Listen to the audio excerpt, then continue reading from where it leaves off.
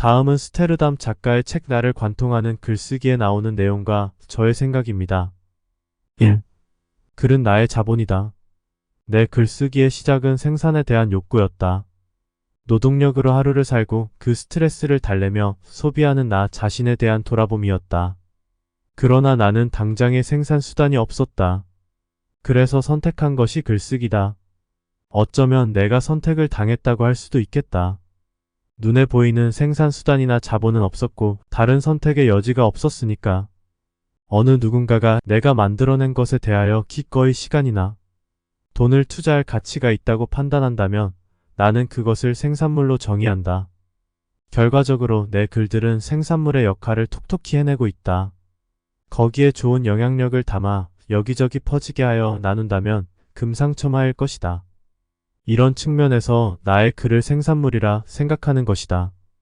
내 글들은 어느 누군가에게 읽히며 의미를 전달하고 있을 것이고 내가 출간한 책은 온오프라인 서점 어딘가에서 영향력을 나누며 돈도 벌어오고 있으니까. 즉, 글은 나의 자본이 되어가고 있는 것이다. 저자는 소비만 하는 생활에서 벗어나 생산도 하는 삶을 원했습니다. 그래서 선택한 것이 글쓰기입니다. 글을 생산물입니다. 글 자체로 또는 책이라는 수단을 통해 남에게 가치를 전달합니다. 그 대가로 내게 금전적 이익이 발생할 때 글은 나의 자본이라 할 수 있습니다. 자산이라는 표현도 적당할 것 같습니다. 티끌 모아 티끌인 시대라지만 글쓰기에 있어서만큼은 아직도 티끌 모아 태산이 통한다고 나는 믿는다. 어제 쓴 글과 오늘 쓴 또 하나의 글, 내일 써내려갈, 그러니까 차곡차곡 쌓이는 나의 글들은 언젠가 분명 빛을 낼 것이다. 그것은 훌륭한 나의 자본이 된다. 모아놓은 돈을 쓸 때 기분이 좋은 것처럼 마찬가지로 나는 모아놓은 글과 책을 보며 희열을 느낀다. 그렇다면 글은 나의 자본임에 틀림이 없다는 생각이다. 1번의 맥락과 유사합니다. 글은 꾸준히 쓰다 보면 차곡차곡 모으다 보면 훗날 멋진 자본이 될 수 있습니다. 유시민 작가의 책 유시민의 글쓰기 특강에는 다음의 내용이 나옵니다. 티끌은 모아봐야 티끌이라는 우스개가 있다. 하지만 글쓰기는 그렇지 않다. 글쓰기는 티끌 모아 태산이 맞다. 3. 작가란 타이틀은 어느 누구의 소유물이 아닌 누구라도 원하면 가져다 쓸 수 있는 친근한 말이 되었다. 글이 연필과 종이에서 머무르지 않고 차판과 SNS로 옮겨갔기 때문이다. 누구라도 쓸 수 있고 누구라도 표현할 수 있으며 그것을 어느 형태로든 유통할 수 있다. 직업이 작가인 사람만 쓰는 게 아니라 다른 일을 하면서도 글을 쓰고 작가란 호칭을 가질 수 있는 시대인 것이다. 이젠 전업 작가가 아니더라도 누구나 글을 쓰면 작가라는 호칭을 비교적 자유롭게 쓰는 시대입니다. 작가라서 쓰는 게 아니라 쓰니까 작가인 세상이죠. 우리는 각자 인생이란 이야기를 쓰고 있으니 이 또한 작가입니다. 한편 작가를 꼭 글을 쓰는 분야로 한정지어 생각하지 않습니다. 콘텐츠 시대이니만큼 콘텐츠를 만드는 사람을 작가라 칭하기도 합니다. 송숙희 작가의 책 무자본으로 부의 추월차선 콘텐츠 만들기에는 다음의 내용이 나옵니다. 작가는 책을 내는 사람이지만 요즘에는 콘텐츠를 만드는 사람을 총칭한다. 4. 읽는 사람은 줄고 쓰고 싶은 사람들은 많아지고 이러한 현상을 무엇으로 설명할 수 있을까? 나는 이렇게 생각한다. 첫째, 전업 작가로는 먹고 살기 힘들다. 반대로 월급만으로도 먹고 살기 힘들다. 전업 작가는 글만 써서 먹고 살기 힘들고 직장인이나 자영업자와 같은 본업이 있는 사람도 월급이나 영업이익만으로 먹고 살기 힘들다. 그 교차점에서 작가라는 직업은 중첩된다. 둘째, 개인의 이야기가 콘텐츠가 되는 시대다. 이제는 내 이야기가 팔리는 시대다. 내 이야기가 누군가에게 영향을 줄 수 있는 시대다.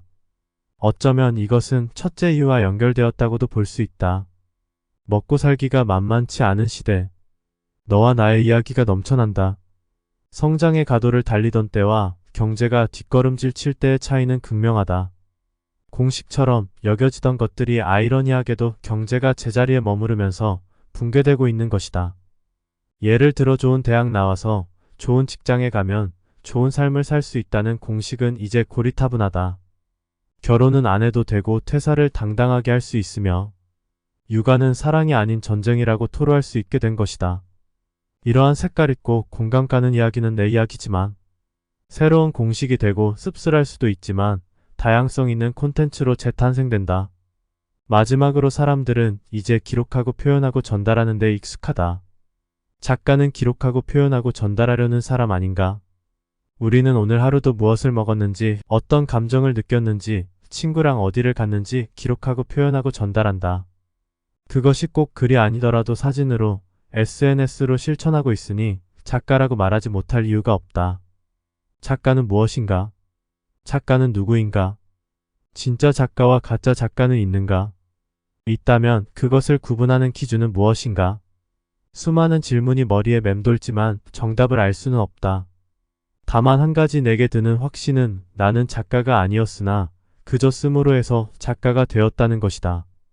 내가 스스로 작가라고 말하는 것과 남이 나를 작가로 불러주는 것의 차이는 크겠지만 계속해서 써 나아가고 있다면 나는 굳이 그 차이를 구분할 필요가 있을까 생각한다.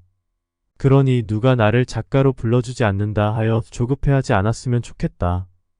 그보다 작가라서 쓰는 게 아니라 쓰니까 작가라는 자부심을 가졌으면 좋겠다. 그러다 보면 정말 작가가 되는 세상이니까. 고로 쓰는 모든 사람을 나는 응원한다. 글을 쓰고 싶은 사람들이 늘어나고 있습니다. 그 이유는 첫째, 본업으로 만족하지 못하거나 부족하다고 느낄 때 글쓰기는 감당 가능한 도전으로 생각할 수 있기 때문입니다. 둘째, 인간은 기록하고 표현하고 전달하고 싶어하는 본능이 있는데 기술의 발달로 쉽게 이것이 가능하게 되었습니다. 그렇게 쓴 나의 이야기는 콘텐츠가 되어 팔립니다. 이 모든 게 어우러져 글을 쓰고 싶은 사람들이 늘어나고 있습니다. 글쓰기는 과정이다. 글을 쓰면 깨닫는 게 많아진다. 글쓰기의 선물이다. 나는 그저 썼을 뿐인데 책 출판이나 강연, 글기고 등 돌아오는 게 너무 많다. 그러나 이보다 더 큰 선물이 있는데 그것은 단연코 깨달음이다. 그리고 그 깨달음은 한둘이 아니다. 글쓰기는 나로 하여금 자아분열을 시켜 나를 조망하게 하는데 한 걸음 물러나 바라보는 나는 생각보다 어리석고 또 기대보다 현명하다. 그 어리석음과 현명함을 오가는 모습은 스스로 알아채지 못했던 것들이니 그것을 봄으로써 삶 속 적재적소의 어리석음과 현명함을 적절히 구사할 수 있는 것이다. 글을 쓰면 깨달음과 통찰을 얻습니다. 나를 더 잘 알게 되고 현명해집니다. 책 출판, 강연 등의 선물로 돌아오기도 합니다. 6. 요즘 들어 깨닫는 큰 하나의 명제는 글쓰기는 과정이다라는 것이다. 책 출판이나 강연 등은 글의 결과다. 자연스러운 글쓰기의 과정이 있었기에 맞이한 가슴 벅찬 결과물인 것이다.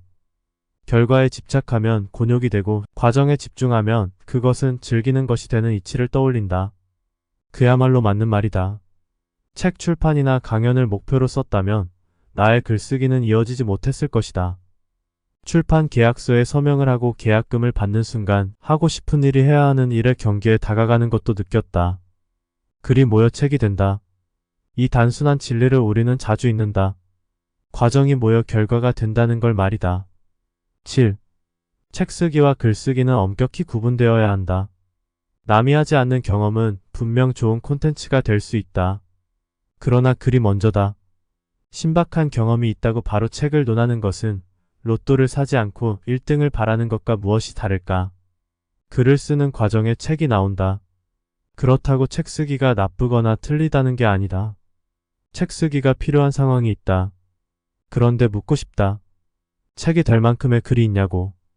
책은 요청에 의해서도 쓰여질 수 있지만 중요한 건 요청하는 사람들 또한 내 글의 모습을 파악하고 그 세계관에 공감하여 맡길 수 있는 사람인지를 판단하고 요청한다는 걸 명심해야 한다. 6, 7번은 같은 맥락입니다. 책 전체를 관통하고 있는 내용입니다. 책 쓰기보다 글쓰기가 먼저고 글쓰기라는 과정에 집중해야 합니다. 그러면 자연스럽게 책이라는 결과를 얻을 수 있습니다. 과정이 모여 결과가 됩니다. 글이 모여 책이 됩니다. 충분한 글을 모아야 합니다. 여러분이 꾸준히 글을 쓰면 좋겠습니다. 나아가 여러분이 책을 쓰면 좋겠습니다. 쓰는 사람이 되세요. 쓰는 삶은 누적 축적되는 복리의 삶입니다. 글 쓰는 수의사 투더문이었습니다. 같이 함께 멀리 갑시다.